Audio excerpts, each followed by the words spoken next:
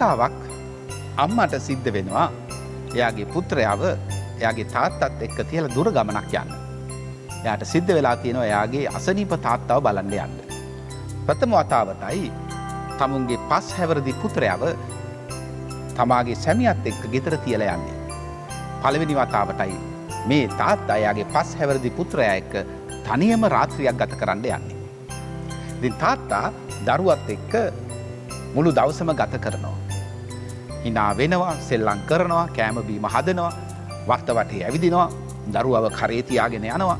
ලොකු වෙලාවක් පුත්‍රයා තාත්තත් එක්ක ගත කරනවා.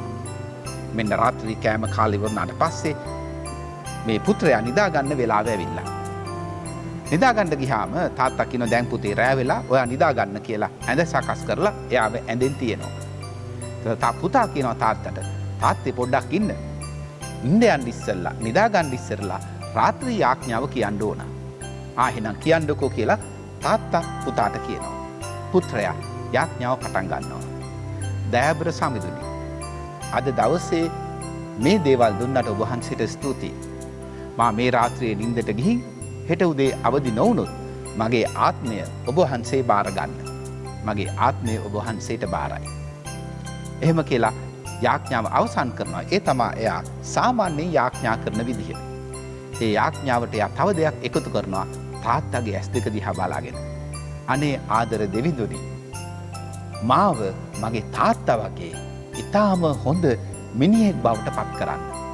මොකද මගේ තාත්තා ඊටාම හොඳ කෙනෙක් කියලා. එහෙම කියලා දරුවා ඇස් දෙක පියාගෙන නිදා ගන්නවා. තාත්තා පළවෙනි වතාවට එයාගේ කාමරයට ගිහිල්ලා දන ගහලා එදා යාඥා කරනවා. තාත්තගේ යාඥාව වෙන්නේ අනේ දෙවියනි.